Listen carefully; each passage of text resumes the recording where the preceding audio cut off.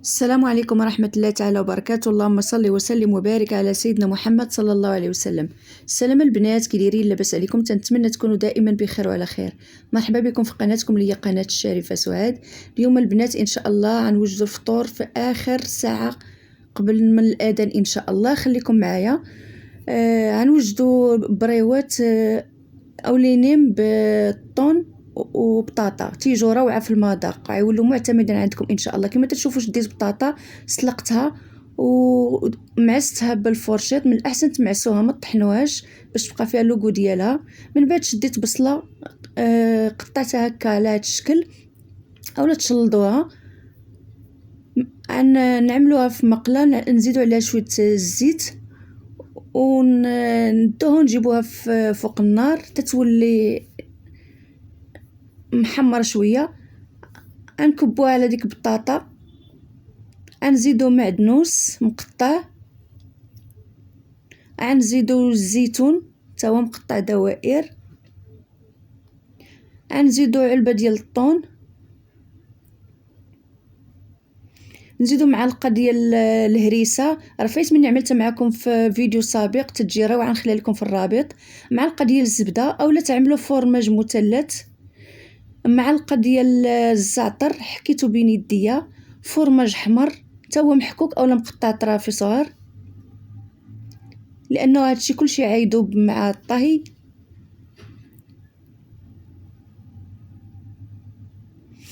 نخلطوا العناصر كلها كما تشوفوا انا تنخلط بايدي باش تمزج العناصر مع بعضياتها. نزيدوا شويه البزار، من الاحسن ما تعملوش الملح لان الفورماج مالح وانا فيت مني عملت الملح في بطاطا ملي سلقتها. دابا ندوزو نعملوا كيكه تاع المول العجيب اللي حتى هي تتجي روعه يا البنات ومعتمده عندي وبسهوله تتوجد وتتصدق معكم من اول تجربه.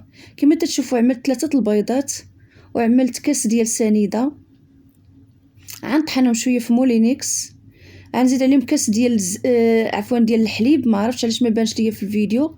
نزيد كاس تاع الحليب كما قلت، 3 البيضات وكاس ديال سنيده وكاس ديال الحليب. من بعد غنزيد كاس ديال الزيت،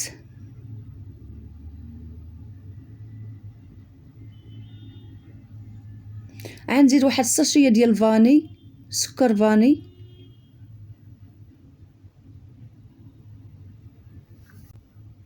غنزيد حك ديال دانون مسوس،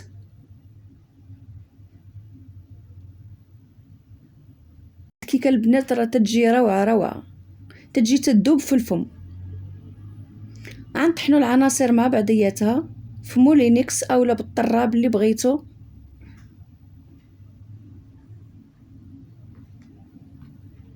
هذا هو المول اللي قلت لكم البنات، تدهنوه بالزبده وتدردروا عليه الدقيق. من بعد ما طحنت العناصر غنكبها في شي زلافه كما تشوفوا وغنزيد الدقيق. انا عملت دابا الكاس الاول تنغربل فيه وتنصبو بهذه الطريقه، وهذا الكاس الثاني كما تشوفوا البنات عملت 2 كيسان ديال الدقيق الفورس، 2 كيسان بالضبط.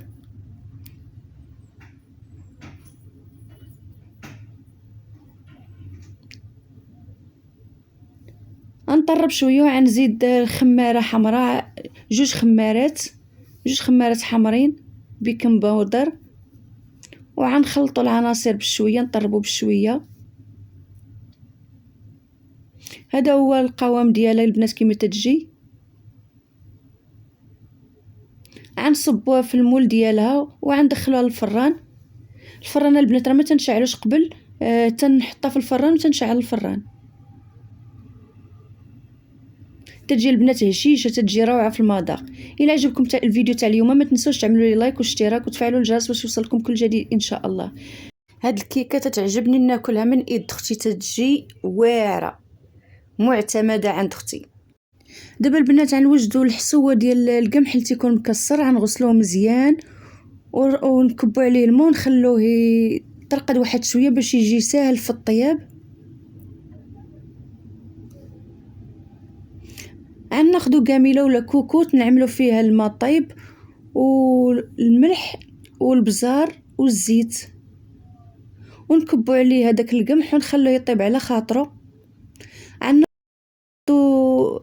كاسرونه ولا كاميله صغيره نعملو فيها نص لتر تاع الحليب باش نوجدو لاصوص ديال الكيكه، ونعملو 2 معالق كبار ديال الكريم شونتيي، ونبداو نخلطوا العناصر مع بعضيات بشويه باش ما وضروري نواصلوا التطراب حتى تعقد لينا الخليط. من بعد غنصبوا الخليط على الكيكه وهو ساخن صافي، ونخلوه يبرد على خاطرو. من بعد نزينوه باش ما بغينا. غندوزو البنات دابا نوجدوا البريوات ديالنا اولا لينيم ديالنا بهذه الطريقه. تنشدوا الورقه كما تعرفوا البنات، راه الورقه انا اللي صوبتها.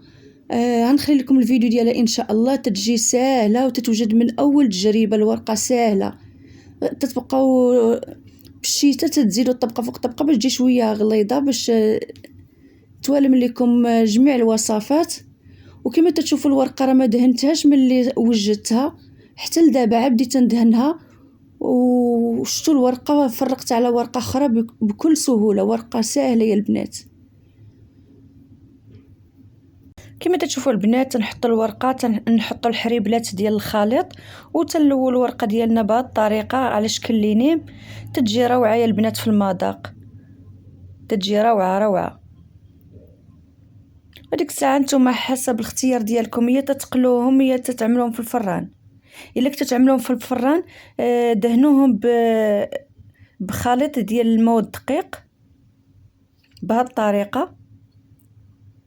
ولا كنتو عتقلوهم عاد تغمسوهم في البيض تاع البيض وتمرمدوهم في لا شابور اللي تتشوفوا البنات راني ما تنشريهاش، تنصاوبها غير من الخبز الكارم، يعني باريزيان اولا خبز بقى عندي كارم تنطحنو. هذا هو لا شابور عندي انا، ما تنشريش من الزنقه، غالي وما تعرفيش باش مديور. تنمرمد بهذه الطريقه حتى تنكمل، عاد تنقليهم. انا ما نكذبش عليكم، انا تعجبني شي حاجه سميتها لينيم مقليين، خصوصا البنات هادو تاع بطاطا راه ما تيشربوش الزيت نهائيا، يعني ما تخافوش منهم. بغيتو ديروهم في الفران تعملوهم في الفران، غير انا كما قلت لكم واخا تقلوهم في الزيت راه ما تيشربوش الزيت وتيجوا روعه. وتنقدموهم هذيك الساعه مع شويه الخس ومعدنوس والحامض. من بعد ما طابت الحسوه ديال الهربر زدنا عليها الحليب وخلينا شويه وعاد طفينا على البوط. دابا البنات غندوز نوجد العصير. كما تشوفوا خديت خيزو قطعته دوائر، خويت عليه الماء طيب ورديته طاب فوق البوطه. من بعد ما طاب خويته في زلافه باش نوضح لكم اكثر. خليته حتى برد، عاد زدت عليه حك ديال دانون، من الافضل يكون دانون ديال المشماش.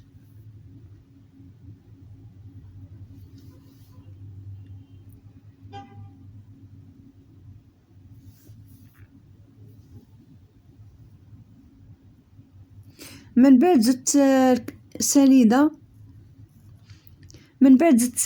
سنيده حسب الذوق، انا تتعجبني العصير يكون حلو، نتوما ديروا السكر حسب الذوق. زدت واحد كيس ديال فاني. من بعد زدت الليمون، عملت انا ماندارين لان ما بقاش الليمون، عملت ماندارين. المهم ليمون وصافي. من بعد عملت كلشي في مولينيكس وطحنته. صدقوني البنات هاد العصير تيجي روعه في المذاق. تنتمنى ينال الاعجاب ديالكم. اللي تيزورني اول مره ما ينساش يعمل لايك واشتراك ويفعل الجرس باش يوصلوا كل جديد. واللي معايا دائما تنقول لي شكرا بزاف ولهلي خطيه ليا. شكرا بزاف على التفاعل ديالكم وعلى التعاليق ديالكم. كما تشوفوا البنات هذا هو العصير ديالنا صباح جاهز. تنتمنى ينال الاعجاب ديالكم. ايوا البنات الفطور ديالنا جهزناه فوق الطبله. كما تشوفوا هادو هما اللي عملت ديال البطاطا والطون تيجو روعه. وهذا هو العصير اللي عملت ديال خيزو. وهذه هي الكيكه ديال المول العجيب. وهذا مسمن عملات اختي راه عند حاطه في القناه تيجي روعه. وهذه الحسوه ديال الهربر. بالنسبه للسلو راني فايت مني عامله معكم فيديو ديال السلو صحي 100%، كل شيء طبيعي. تنتمنى ترجعوا الفيديو تشوفوه، ولا بغيتو نخلو لكم في صندوق الوصف ان شاء الله. الى عجبكم الفيديو ديال اليوم ما تنسوش تعملوا لايك واشتراك وتفعلوا الجرس باش يوصلكم كل جديد ان شاء الله. كما تشوفوا البنات فطور خفيف ظريف تيوجد اقل من ساعه، ولذ في المذاق كل شيء تبارك الله، مذاق رائع. تنتمنى الفيديو ديال اليوم ينال الاعجاب ديالكم. خليتكم في رعاية الله وحفظه، إلى فيديو جديد إن شاء الله، والسلام عليكم ورحمة الله تعالى وبركاته.